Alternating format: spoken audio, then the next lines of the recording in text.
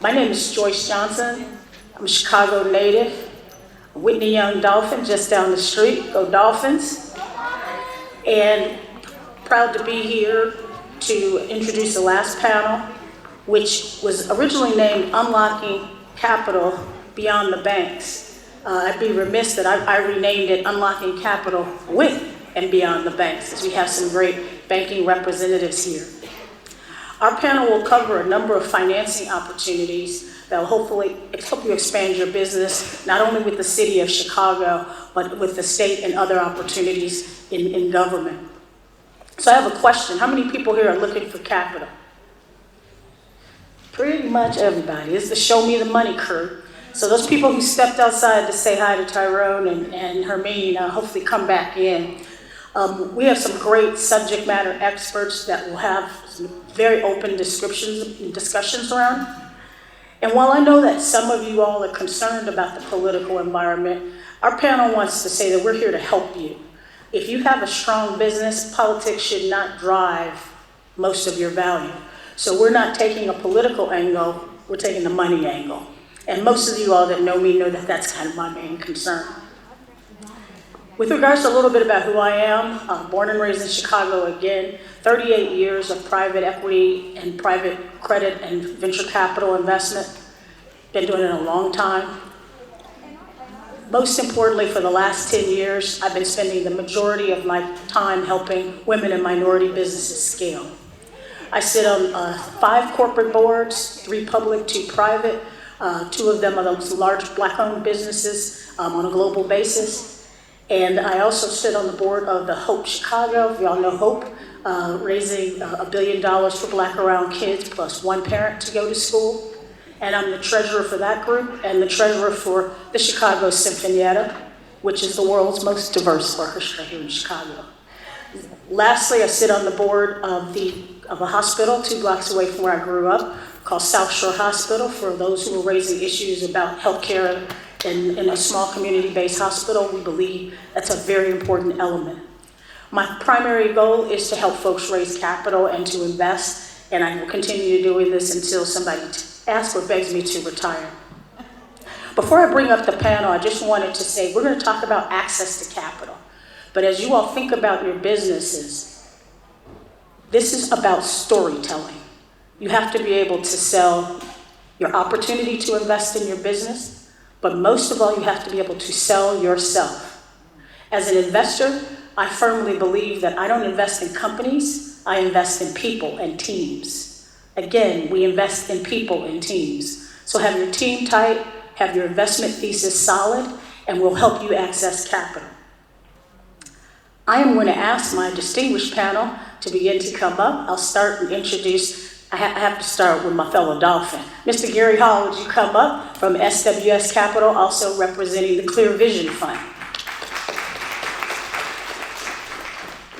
I'm going to ask Ron Milsa from Zero to Barriers to come up from BMO Harris Bank. I'm going to ask Jack Biloquet to come up. Bonjour, mon ami.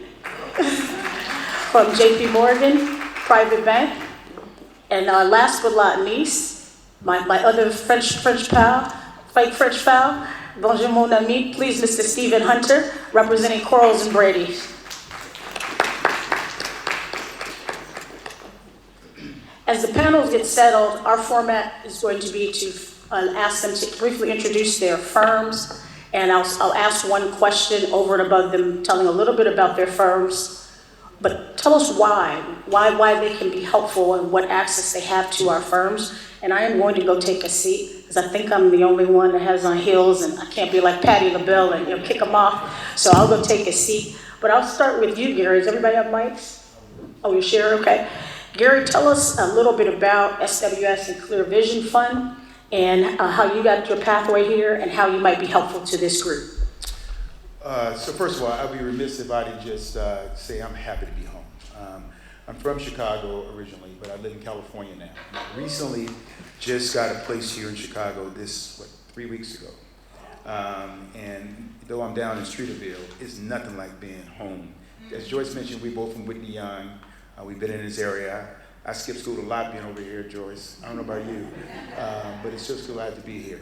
So, all right, what do I do for a living? So I'm co-president of Siebert Williams Shank, which is the largest non-bank financial service firm owned by minorities in the country. Okay? We are a traditional investment bank. We do everything from M&A to equities to public finance, the whole 9 yards, right? In addition to that role, we also have what we call Clear Vision Fund. And I'll give you a little genesis of how it started because the landscape has changed. During the inflection point when the nation was going through with George Floyd, our corporate clients asked us how could they be more involved as a corporate citizen. Well, we said, listen, when we were trying to buy businesses and scale, it was hard for us to get bank financing. And so we thought there were other similarly situated companies out there that needed that source of capital. And so Microsoft first, Apple, eBay, Constellation Brands, and a host of other companies said, okay, we'll contribute to provide that scalable capital with one caveat. One, you gotta make return, so this is not charity. And then two, you have to have an impact. They wanted to see job creation and development in not just traditional ways, but in underserved communities. And so while that seemed very ambitious, we set out to spend $150 million in a couple of years. We've got almost done, we're down about 130. We funded 16 businesses. Of those 16 businesses, we created 355 jobs. More importantly, we funded 15 acquisitions. So these are actually businesses that are scaling. Our businesses are located in underserved communities all over the country. So I want to talk to you about what that process entails and what compassionate underwriting is about and how we might be able to work with you. Well, I'd be remiss, and I'm so sorry Tyrone left the room. I cannot believe we missed out on Laura Tush. That's the type of business that we wanted to give to. She was trying to scale her business, and we're uniquely qualified to finance business like that. So through this discussion, we'll talk to you what we do and hopefully how we can help you. My name is Ron Millsap. I'm also a native Chicagoan, proud product of Hales Franciscan, and now also Morehouse College in Atlanta, Georgia. I've been in banking since 16, so really just a matriculation into the role that I am in today. Prior to joining BMO, I was with a local community bank, Providence Bank and Trust, as a community reinvestment act officer. So my work and my passion has always been around supporting underserved, underrepresented communities. For you guys, I'm sure you're pretty familiar with BMO, but if you're not, BMO is the oldest bank in Canada, over 200 years of history.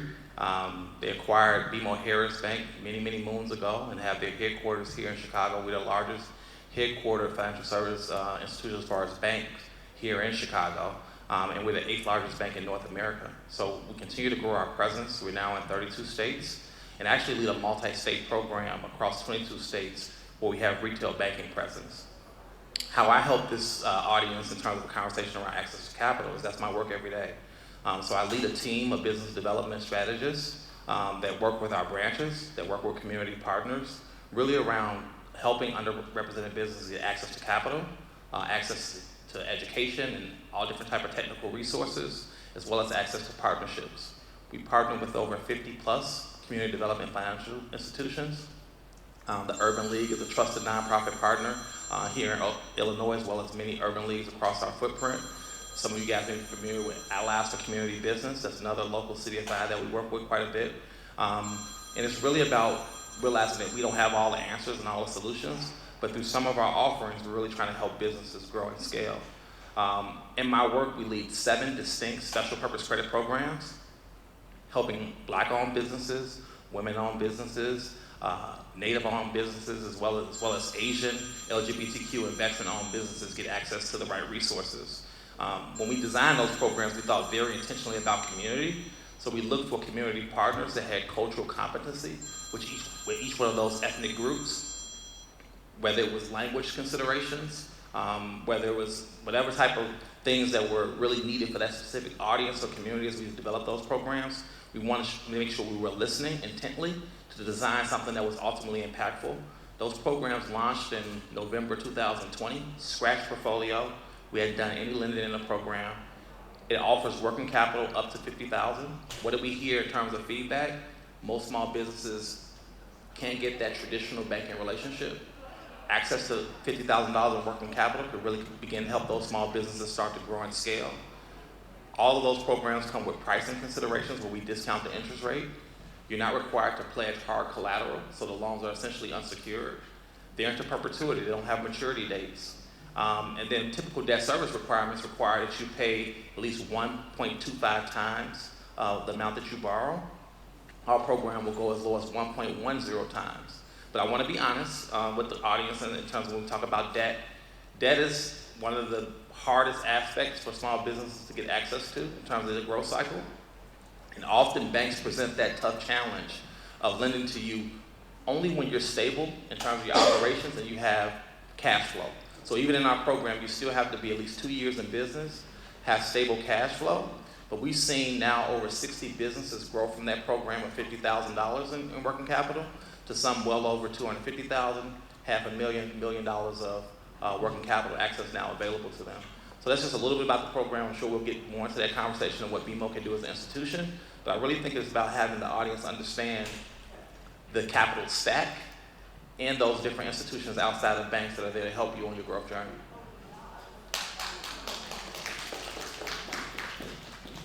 I like to say that I'm probably the only person on the panel here who's not a Chicagoan native. Give me a few years, just a few years. But it is a pleasure to be here today, and thank you, Joyce, again for having us. My name is Jacques Philoptat. I'm with JP Morgan Private Bank. I've now been in Chicago for about 5 years, and I specifically work within our private bank with business owners, suppliers, family offices, but more importantly, in navigating some of the concerns and the connectivity and the resources that they're looking to have. I think I echo a lot of what my fellow panelists have shared, because one of the key things that we hear from our business owners and suppliers is, how do we navigate the plethora of resources within the communities, within the banks? How do we get to the right person? How do we get the right phone contact? How do we make sure that we're heard? The majority of the work that I do is working with our partners within the commercial bank, who are focused on working with diverse business owners across access to capital, getting creative solutions to capital, whether around debt and equity financing, but more importantly, education. One of the key things that we hear is that when it comes to accessing capital, how do we make sure that we understand the kind of capital that we're leveraging for the business? How does it impact our generational wealth goals? And how do we make sure that our resources and some of the key focus that we have for the longevity of the business is appropriate when it comes to getting that capital? So my role is connecting those business owners to the right resources, but more importantly, leveraging the contacts and boots on the ground that we have with our Chase Community Managers team. These are the folks who are going into the communities, who are going into organizations like Project Hood, and are saying, how do we make sure that we're uplifting some of these communities and connecting them to the right business owners that care about these kind of initiatives? So in a nutshell, I've now been with JP Morgan for a few years, and before that I was with another broker-dealer, but it was a near and dear cause to my heart to make sure that the business owners within our communities know how to navigate a financial institution. And we're thinking about JP Morgan with over 250,000 employees. It's not easy to pick up the phone and know who to call. And I don't know how you guys all feel about calling 1800 numbers. Not a fan, especially the waiting music, which that's hell for me. So the goal is to never have to call an 1800 number whenever it comes to accessing the capital that is right for you. And we've developed teams across the bank, going from our Chase Community Managers with boots on the ground to our Global Supplier Diversity team. And they're out there working with suppliers all across the spectrum and understanding what are the contracts and the resources that JP Morgan, as a Fortune 500 company, can put in front of those suppliers for contracts that are sitting within the four walls of JP Morgan, and helping them navigate those contracting opportunities and making sure that they're talking to the right individuals. And that's not including overall how we're thinking about the operational banking opportunities that we can present to you, and making sure that when it comes to the growth of the business and whichever way that we can add value, whether that's pen to paper on your balance sheet or contracting opportunities or putting you in front of the right community leaders, that's a key goal for us. And that's a mission that we'll continue to pursue. And overall, as an organization with JP Morgan, we've made it our mission to not only be front and center with those business owners, but also to think about what are the appropriate investments that we're making within these communities to make sure that we're echoing our mission. With that said, I don't want to take too much of the time here, but looking forward to the discussion and sharing a little bit more about access to capital. Thank you. My name is Stephen Hunter. I have a completely different role, I think, than everybody else on the panel. I am a lawyer. I am a Chicago native. I am a lawyer. I am chairman of the litigation group at Quarles and Brady. We are an older firm. We've been around for 127 years. And I have, in the last 23 years, represented banks as well as borrowers. I've represented business owners as well as private equity. Not all of these investment opportunities are the same. I have the fortune and misfortune of standing in court when these things go terribly, terribly wrong. And I'm here to give a little context to how you shop for these opportunities. What are you to expect when you're having a private equity investment? None of these things are free. What are you to expect when you have a banking relationship, and what will they require of you in a banking relationship? Where are the areas where they are willing to negotiate? Where are the areas where they're not? What are the areas that are high risk when you are considering letting someone have an equity contribution in your business? How do you maintain that kind of control? Obviously, I can't give you all of the answers here, but some of what is being proposed by some of my colleagues, I'm sure Joyce will ask me about, what are the risks associated with that? What does the institution should the institution expect when they are considering this kind of investment or this kind of relationship with a funding entity? So I am, I have a partner friend who said, well, you're gonna be the yuck to their yum, and I won't put it quite that way, but give you an opportunity to kind of look at these things and evaluate what kind of capital contribution might be best for your business.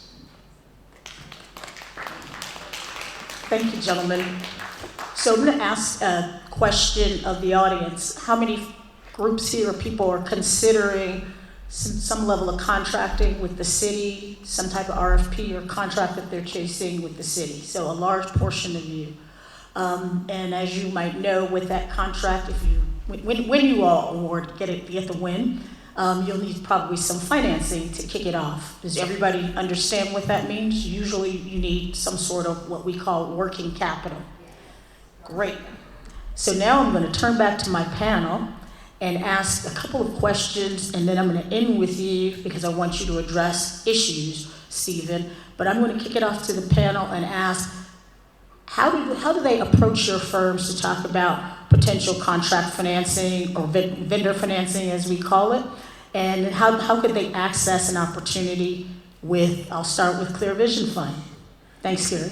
So that's a very important question. When we were given this largesse of capital to go out and invest in this sort of way, the first question we asked is, how are we going to source these deals, right? What networks can we tap in order to find these diamond in the rough sort of opportunities for us and for our limited partners, right? So where we started was not at your economic clubs. We started with governments. And we said to the governments that we banked in public finance, tell me who your best suppliers are, okay? Who are those suppliers that need capital to scale? Who are those suppliers that we can actually take the show on the road and introduce them to other cities and state and local governments so they can grow? And we've got an ample pool of vendors out there that were ready to benefit from our largesse. We did the same thing with our Fortune 5000 corporations. We said, okay, I know you guys profess to have these huge supplier diversity programs. Folks like Tyrone was talking about at Hyatt. Tell me some of the cream of the crop that we can invest in and allow them to grow.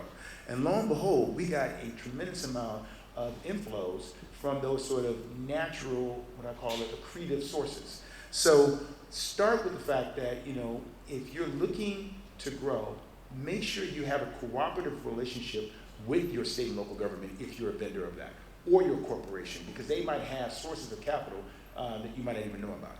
Now, in addition to that, like anything else, we deploy AI. We scour all over the country to find different opportunities. We read articles to find different places where we think we want to invest in, especially geographical areas or sectors and industry. The thing that we try to offer other than dough is our network.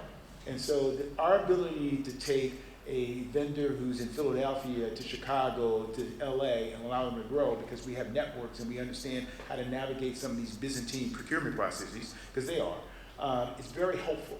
In addition, we're a company that survived, 30 years of different economic cycles. So we also offer advice to our entrepreneurs. One thing that Joyce said at the outset, she said, make sure that you have yourself in check and your team.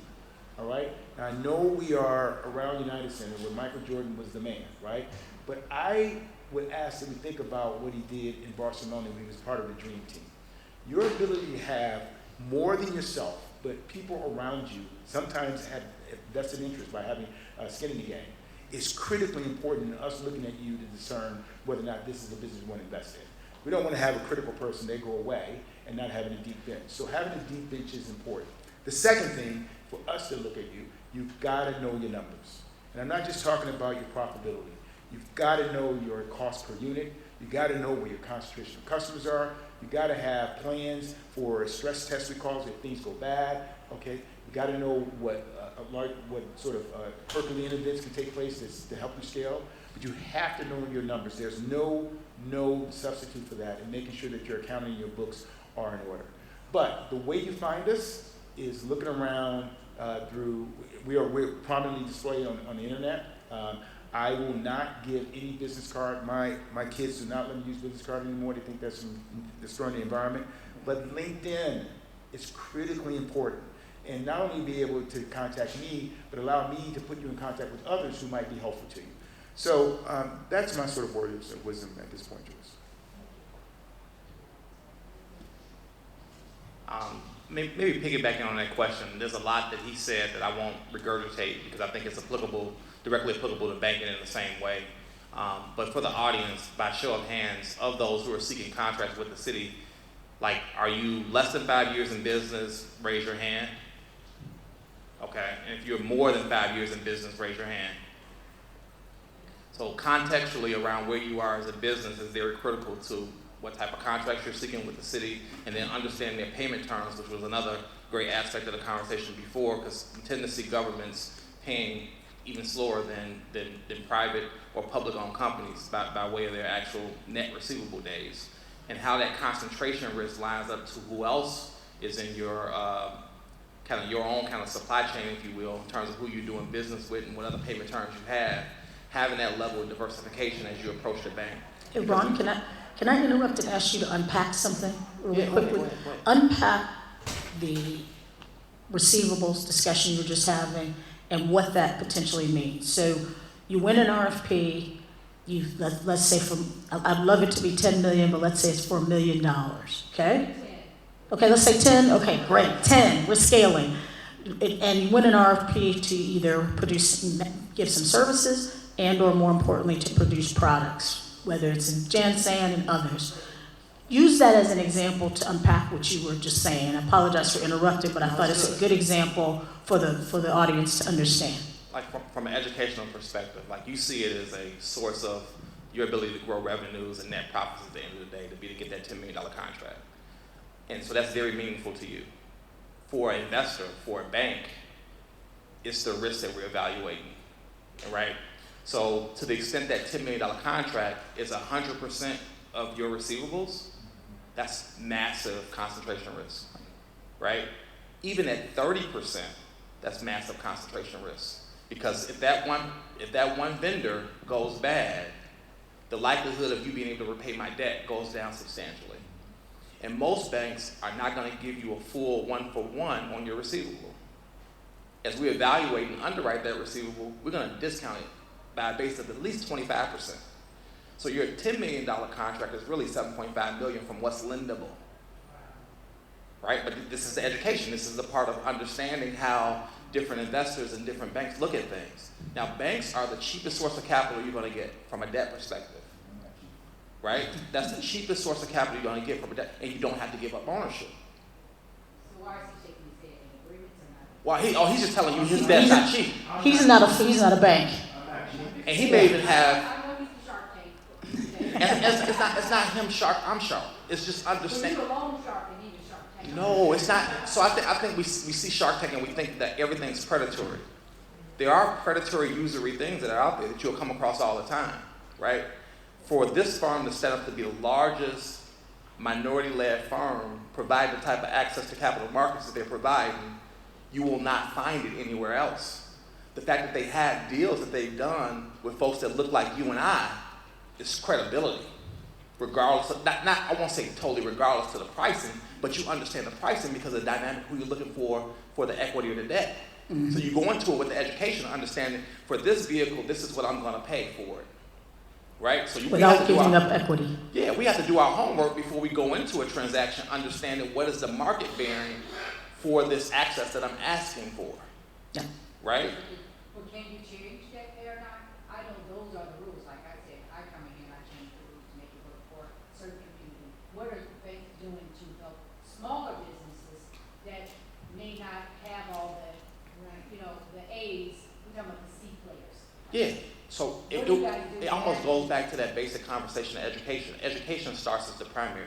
A lot of what he said that it would take for you to be able to go before his committee and get any type of investment requires that you got audited financials.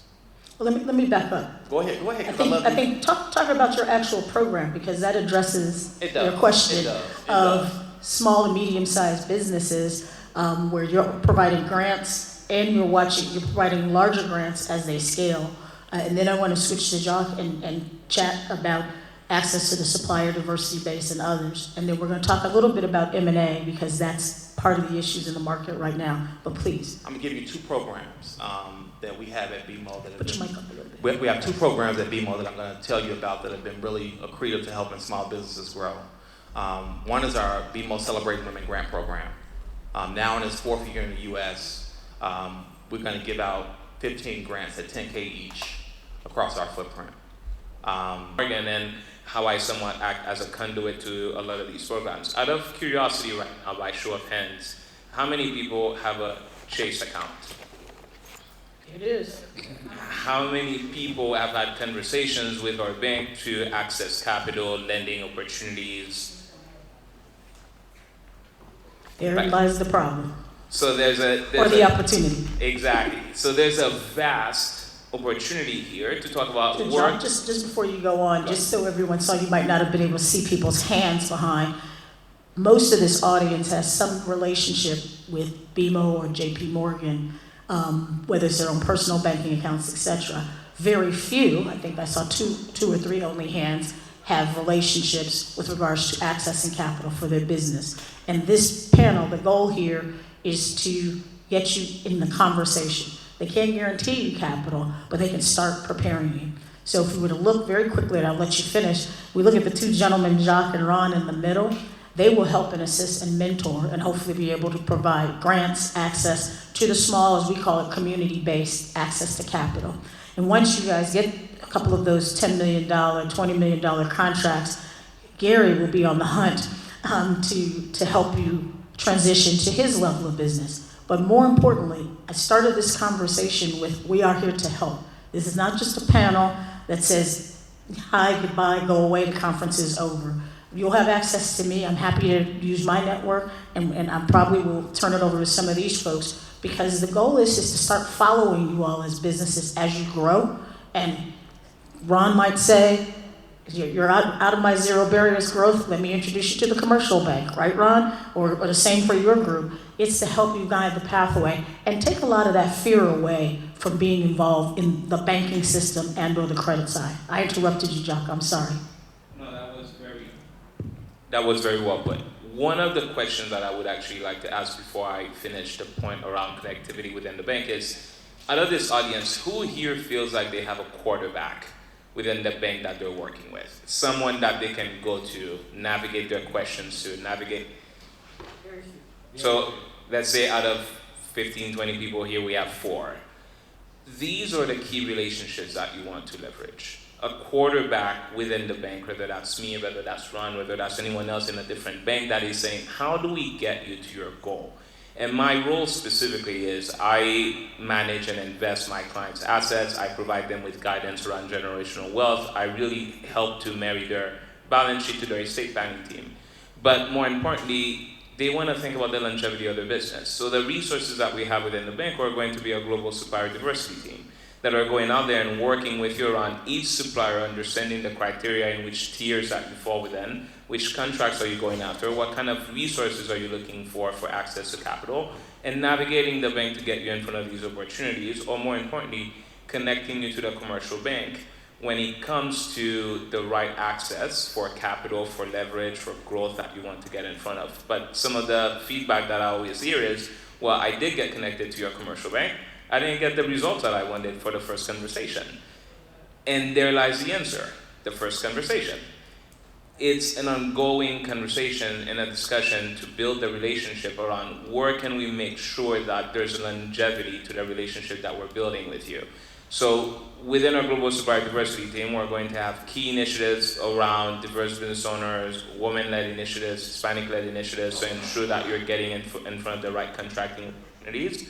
But we're also making sure that as you're growing, we developed our team of startup banking, where you're going in and they're helping you navigate some of the conversation around your cap table, around your ownership, around equity, around making sure that you're leveraging some of the resources that you have that are tangible assets within your business to think about that.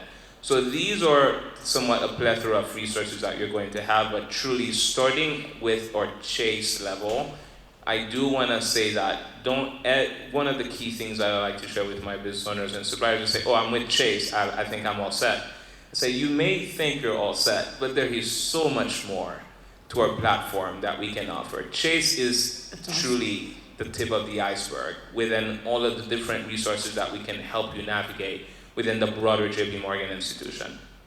Thank you, John. So, Stephen, I have my loans, my multiple loans from JP Morgan and BMO. I've got my $50 million, I'm just gonna keep up in the number, my $50 billion contract from the state of Illinois and city of Chicago. And I need some help on strategizing, structuring this. Tell us what we should and should not be doing. Yeah, I'm listening. And I know you only have 5 minutes, but this could go on for a long time. Yeah, no, I'll be very brief, right? I'm listening to it and I'm like, so this is how it happens. No, I'm just kidding. So I think one of the things as you're going into these processes, you are also interviewing the people who would give you capital. And I think you need to keep that in mind as well. They come with different strings, right? Private equity, private investments, right? Like they are kind of part of your company. One of the things in my experience that business owners underestimate is the level of business acumen and accountability that they demand. Right? These people are in business and that all they do is they're in business for the purpose of improving your business and making money. A lot of what they offer is, we have back office support and we have all of these kind of different things to help your business get larger. It requires a change in how you run your day-to-day business a lot. I don't think a lot of people are really, really expecting that. The business that you have owned and that you have grown to this point, you are now accountable to another group of people who have kind of taken the risk with you.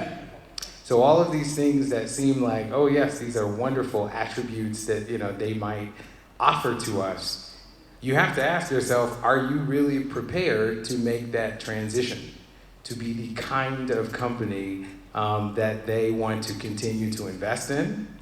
You also have to be wise about evaluating the actual agreements with these companies. What happens if you don't? What happens if you start to feel like you're now working for a company rather than working for the company that you built? And what I see is a lot of times you get in this kind of tug of war with, hey, I want the company to go here, and somebody else might have a different idea, and now you got to look at the documents you signed to see who is actually in charge of making this decision. It works for a lot of people, but I think you have to mentally be prepared for what that looks like. Same thing with a bank, right? I hear them here, they say that they are offering programs that do not require a lot of collateral. In my experience, that's not really how banks work. They want your personal stuff, right?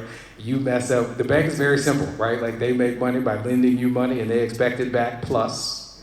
And if you fail to give it back plus, usually they're expecting some kind of personal commitment for the failure.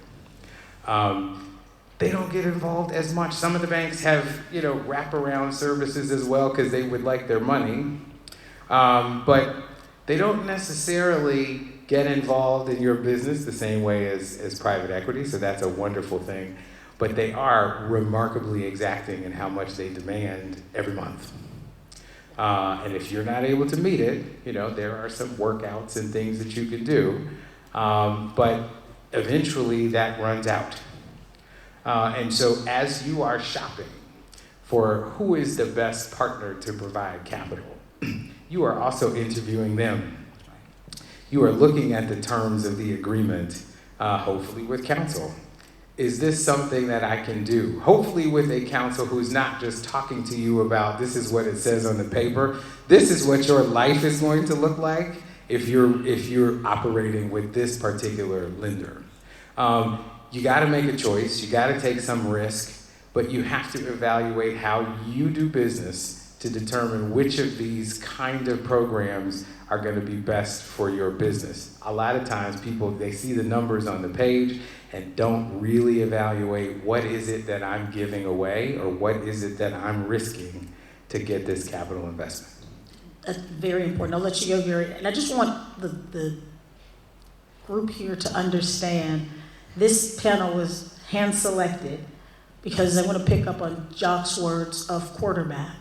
Whether you're ready at a $5 million loan level or $200,000 loan level or $10 to $15 million loan level, which we hope you all get to that level, they will all be here, the firms, whether it's not the exact people on this stage or the firms, to help coach and quarterback. And it's important as we go through growth and hopefully getting contracts with the city and others that folks really come together, and that's what my belief is, that we really come together to have this discussion, because I've known both BMO and JP Morgan, I've known SWS pretty much my whole career, and I've watched them grow through the pains and sufferings. I've watched your firm grow, Gary, tremendously through acquisitions and growth. I've watched people transition from small consumer bank, as they call it at BMO, to the head of lending and commercial banking. Same with JP from a community banking standpoint. It's really having somebody who can pick up the phone and say, I'm only going to take 10 minutes of your time, but I'm here. I have a $100,000 loan and I'm looking for $1 million loan, or I'm looking for $10 million. What should I be doing to navigate? Ron might say, you're not ready yet for BMO. Your numbers need to be X, but I'm going to be following you so I can get you to the commercial bank. And that is one of the primary reasons why we wanted to do this panel. But Gary, you had another comment. I just want to pick up on that last point. So there aren't no's, there's not now. Mandela has this statement, you never lose, you either win or you learn. And I think dogged persistence is really, really critical. In addition, not all money is good money. And this notion of bilateral interviewing, as was mentioned before, is critically important. I go into every transaction assuming there's going to be a bad outcome on the back door, and then evaluating the person not as my partner, but as my opponent. How is this person going to be when things go bad, right? And that's not because I am projecting any sort of ill will on the relationship. It's just that's my part of my due diligence in doing that. The one thing I would say that's really critically important, because somebody made this point, one of the things I'm really proud about our Clear Vision Fund, of the 16 loans we've made, 14 had no other source of capital. So we were the but-for in that whole scenario. We made 30 follow-on investments. So we're not just gone tomorrow. We continue to provide financing. We then pivoted when times were bad to come up with flexible amortization, interest-only loans when he needs to, all right? Collateralizing not your personal guarantees, but other things, to get us comfortable that we had, credit quality support. So again, knowing who you're going in business with is critically important, and not all money is good money. We've probably got about 5 more minutes, and I'll let the panel have closing statements, but if you have questions, please feel free to line up here, but please, Ron, go ahead. I think in closing, you always want to leave somebody with like helpful resources. And for those small businesses that are navigating access to capital, I mentioned one resource before, and I'm gonna give you a national one as well. So I mentioned Allies for Community Business. BMO, we're the #1 referrer to Allies, even though we run 7 special purpose credit programs. Because when you're running an algorithm to make credit decisions, you're gonna decline more opportunities than you approve. So like 60 to 70% of the people that get a declination from us going out of the back door, we try to provide that wraparound technical assistance and partnership that gets you to an alternative lender or a CDFI, someone that can consider your application, even in the presence of when we cannot. So Allies to Community Business here, local, #1 referrer. Another great partner and one of the most digitally enabled fintechs is Lendistry. Lendistry is a top 10 SBA lender, and they really focus on underserved communities. There's a project here in the Woodlawn community that got large NOF funding from the city of Chicago, but the but for is that no local lender in Chicago who knows this market, who knows the small business owner and what she's trying to do in terms of development in that community would fund her project, but Lendistry would. So I want you to consider those 2 resources. Stephen Rogers, now retired Harvard professor, penned a white paper in May of 2019 called Access to Capital for Black Entrepreneurs. That is a worthy read. That is a worthy read. You can go to Harvard Business Review or Harvard website. It's probably $8 or $9 for that white paper. But he goes through all of the stages of a business, when it's appropriate to get different access to capital, and then the actual providers in the country who have been lending to Black-owned businesses, be they banks, non-banks, CDFIs, venture funds. Now that's dated because it's now 6 years past that time. But I would tell you, our community is resilient, and our community is innovative. And I've come across deals and opportunities that have hit my desk this year on folks that are doing creative things in the space of finance. There's a fund that just got funding from a lot of different philanthropies across the country and some big names. And they've created a fund essentially to help people acquire real estate, for commercial businesses to be able to acquire real estate. And it's a passive fund. And the exit is the refinance of the real estate. So imagine you, business owner, you need to purchase that $2 million piece of real estate to be able to house your business because lease values and rent values are going up astronomically. And you have a fund out there that's willing to essentially give you your 20% equity that the bank will require to make your loan. That's great. That stuff is out there. So I would challenge you as an audience, do your homework and do it often. My sister is an entrepreneur and a small business owner. First in our family, really take it and grow it. And she's at the very earliest stages. Through the pandemic, she found 100% financing for her daycare. What did I say? I said 100% financing. That's unheard of. But she was also willing to sacrifice what she had to do to come up with some of that equity that she needed to have some skin in the game. She sold her home. She took all her savings.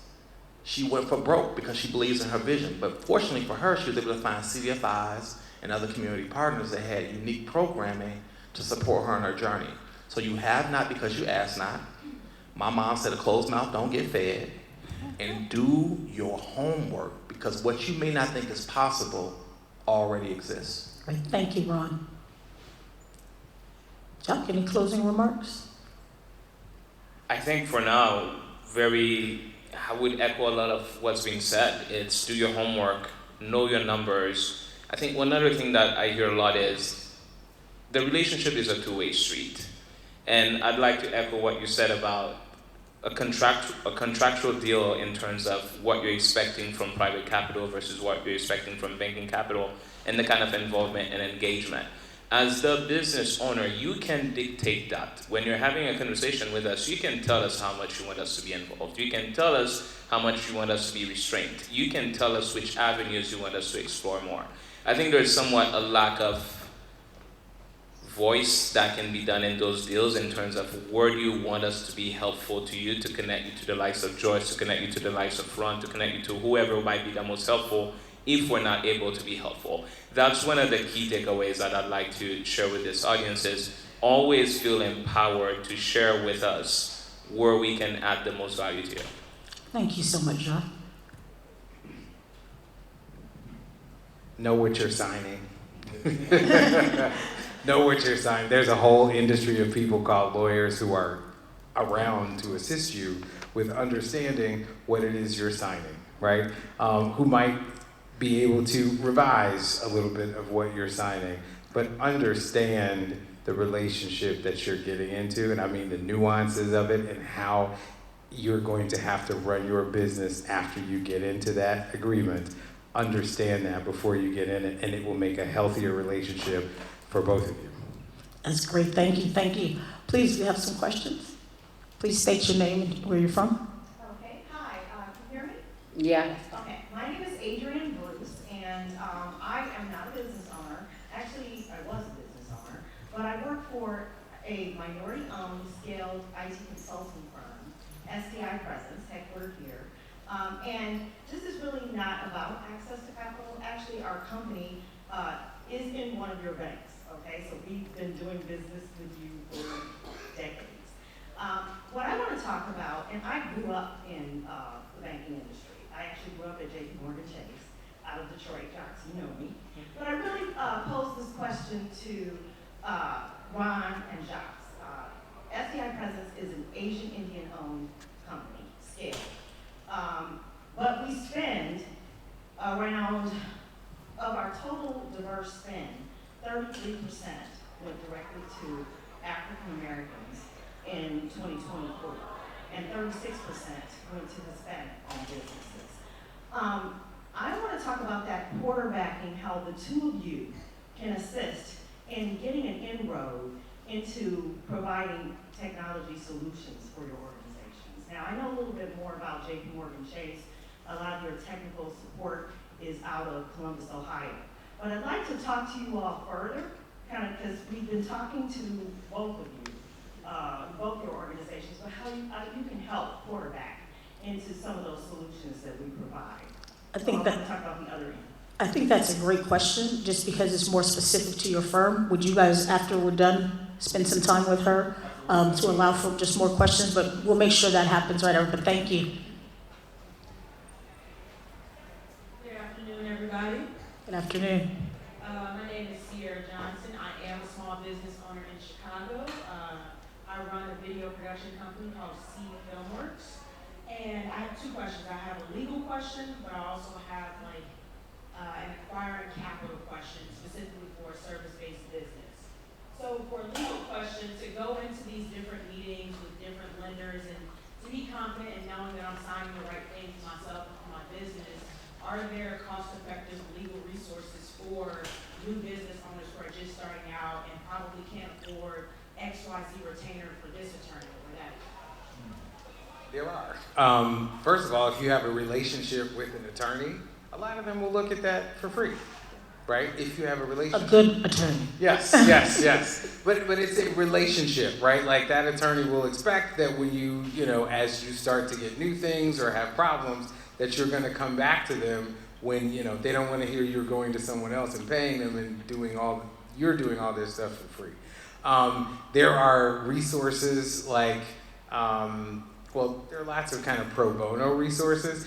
And you never heard me say this, right? No one ever heard me say this.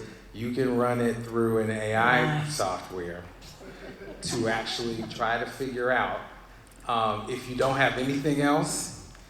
They're fairly good at identifying some of the issues. They can't necessarily tell you how to solve them, but if you just want to run it through something to see, am I reading this properly? I tell people if they can't afford counsel, try that. At least as a first run at it. Until you get the contract, then you definitely want to have counsel. Right, yeah. And now before you sign it, you got to have counsel. But if you're just wanting to have a conversation and understand it, use an electronic resource. Great. What was your second question? Oh, go for it. Go ahead. So I need to be extremely candid with you. I'm going to sacrifice diplomacy for that clarity, right? So I understand you're a service-based company, is that correct? Correct. Right? You represent a unique profile for lenders like me, right? Because your assets are the blood in the seats, right? You don't have widgets that you're making, right? And so I'm going to be evaluating your teams to see whether or not they're sticky, they're going to be with you, right? And here's the really important thing. I'm going to evaluate your contracts, right? So I'm going to see who are your customers and how committed they are to staying with you, right? I'm going to be evaluating your ability to pay others. I'm going to look at not your accounts receivable, but your accounts payable to make sure that you're paying on time, okay? So think about those things now as you start to grow, because that's how folks are going to be looking at you. You're a very unique company when you're service-based versus somebody making widgets who has a tremendous amount of collateral that people can borrow against. But it's important to start to think about yourself uniquely today so you can grow and be big tomorrow. That's a great answer. Thank you. Did you get your access to capital question? No. Go ahead. Okay. So, based off the conversation that was held today, from my understanding, it sounds like you need to have some sort of working capital or cash flow to be able to secure different funding opportunities from different lenders, such as private equity firms and traditional banks. But if you're a new business just starting out and you need capital to kind of jumpstart the business, how does that process work? I'm actually going to do that one because she needs venture money. You know, friends and family, venture, these are all the things that when we do research, we understand that that's not commonly available for our communities. And oftentimes, entrepreneurs like yourself, my sister, you're starting from robbing Peter to pay Paul, unfortunately, right? So what is your hustle and your work ethic? Because I think to the extent that you're willing to go pitch, there's constant pitch opportunities. Your willingness to write grants, that I will echo that you can leverage AI to at least create your base template for some of the grants that you're going to apply for. I wouldn't necessarily use it for legal counsel, but not to say there's not a good first pass. On that legal question, Lane Chicago is already launched, and they are a nonprofit, and they have support of some large law firms here in Chicago, and they're specifically designed Lane Chicago to support entrepreneurs like yourself. And that they're a very, very reputable group that are fully backed. And everyone, just in the interest of time, also so you're in the digital production business. So I started with storytelling. When you're pre-revenue or just have a few contracts before you get to come see Gary and Ron and Ja, get your storytelling together, the why. I can refer you to a number of groups that focus in the venture sector, which is private equity and others who they're saying she's pre-revenue, but she has a great potential backlog of business, or we as your financial partner can help you find different opportunities in the Fortune 500 to work on digital production. The great part about your business is it's growing. I know that sector pretty well, but it would be more of a venture, they call it pre-seed venture, and they're going to evaluate the one thing Gary and I have said is they're going to evaluate the team and your hustle more than anything and see if you can sell and be a very strong storyteller. And I'm happy to share a few names with you after the panel. You're welcome. We got one more question. Good luck to you. Just step up a little bit. There you go. We can hear you. Yeah, just severe allergies, no COVID. But I sent you all LinkedIn. I'm starting my own business, and I use my savings, my own capital, and I have a professional service insurance broker. But the banks that I have CDs with and relationships with and Roth accounts, Chase would say to me, well, we never heard of that kind of account, and led me to go to a bank I had no relationship with, like a premium trust account. Because when you collect premiums to pay insurance companies, you can't commingle the funds. So what I think is, geographically, demographics, some Chase offices are more apt to help. If you're a private client banker, private client like me. Citibank, which I bank with since graduate school in New York, was no help. So what I said to the people at, I have to go outside of my realm, I would move all my money to you if you can help me get this premium trust account. So my comment to you, Jacques, is you're right. It's who you talk to, because these people that I've been banking with for years were no help to me. It's all about the quarterback or quarter woman. We got to figure out a new name. We have no premium trust accounts. That's only for attorneys, and it's not. Thank you. Yeah. Thank you very much. We got a couple more questions, please. This is our last question. Yes, so mine is a statement. Kimberly Saunders, the owner of Treasure Service Inc.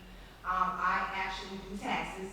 I am currently going to be an enrolled agent because there's a need in the Black community to have someone here to represent us on a federal level. During the pandemic, my people are from Charleston, South Carolina. I'm fifth generation college, but born and raised in Chicago, the last only heir. And I was educated that during a pandemic, you never have some of the wealthiest people are made. So my family pushed me to do everybody's PPP. So I did 4,000 Black American business owners PPP in Chicago. No one went to jail. I didn't do it illegally. I set up contracts. Where I fell into a problem was the money came so quick that I was scared.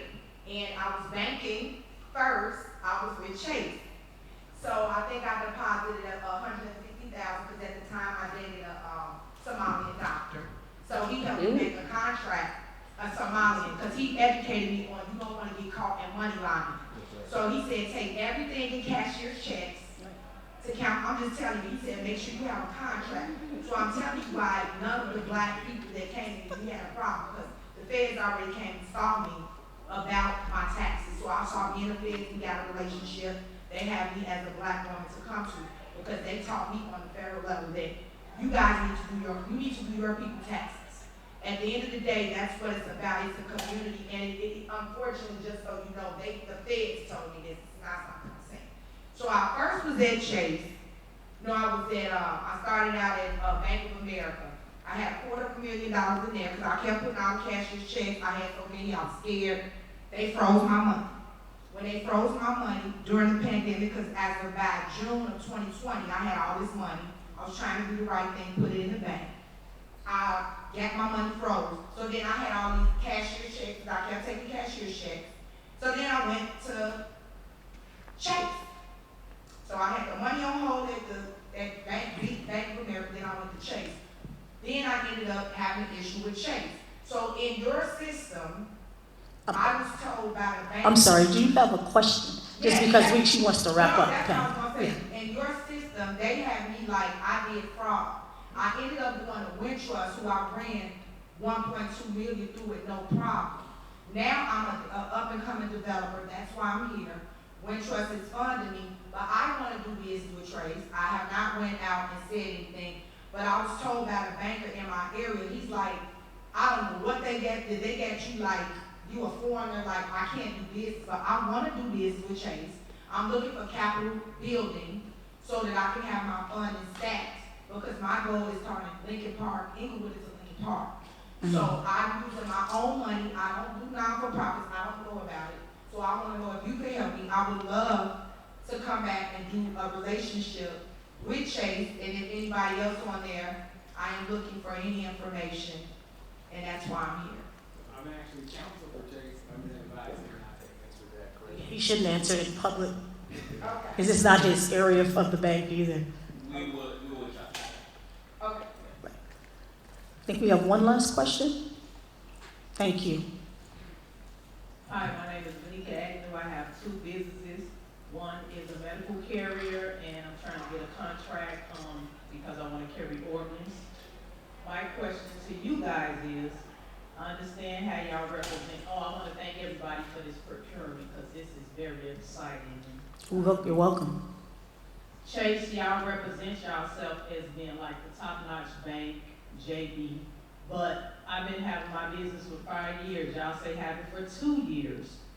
I go to you guys and I have lots of money running through you guys because I also have a transportation service where I help the elders. The community bank helped me, but Chase did not. So I didn't understand. I had all my money going through you guys, but the community bank, I didn't have not even an account with them, and they helped me very well. But my thing is to ask the lawyer. I like how you sit there and they say things, and then you ready to get them up. But I love that. I love it. My thing is it good to be a guarantor, to be a guarantee for with my credit when you're trying to get this business credit?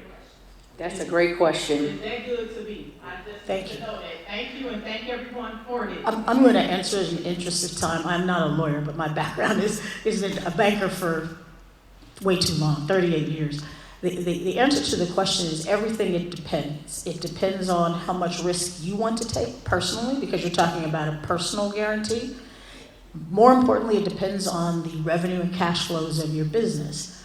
And so there are lending institutions, not Chase, that will say, I'll give you a lot of money, but it's all personally guaranteed because your house is worth X or Y. It goes back to, I think, a theme the entire panel has spoken about is what's your story and what's your risk appetite? And if your business is a year old, I'd say you have a much lower risk appetite than if you have two businesses are combined.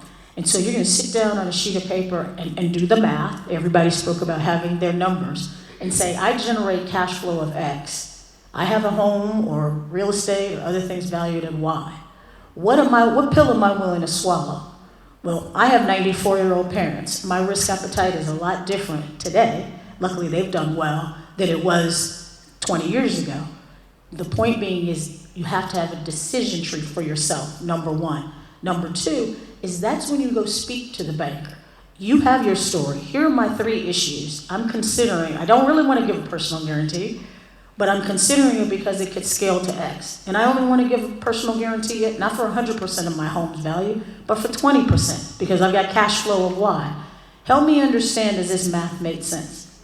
Part 3, you don't just talk to the people on this panel. You interview, as I forgot who said that, Steven said it, you interview this panel's representatives and 3 or 4 others, and we call it shopping the deal.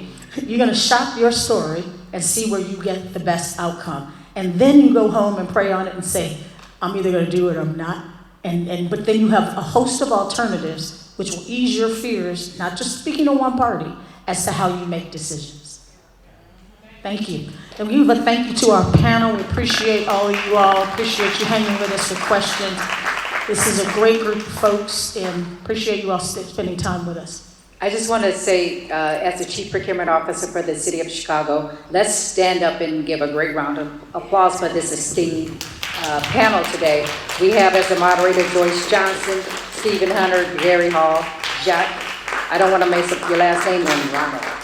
I'm going to be calling you all back to see how we can help this group, because as the Chief Procurement Officer, there are so many opportunities that are coming out down the pipeline that are not today. They're lifers. And we all talked about we want to have impact and create generational wealth. And what I've heard over years, the piece that sometimes always missing is to access the capital. So I want to work with you and how we work with the group here. We have our buy-in plan, and when things come out, how do we work and how do we think ahead and be more strategic about it? And I think this is key, whether I have webinars and bring you guys lunch and learns or whatever it takes to continue to, I heard someone say, we're here to help. I'm going to use all the resources I have, because there's opportunities come out, and what I don't want to happen is we create these opportunities that access the capital or whatever pain points that people need to know coming up. We have a big opportunity that came out historically at the airports with the concessionaires, but people don't understand that it takes a lot of startup capital,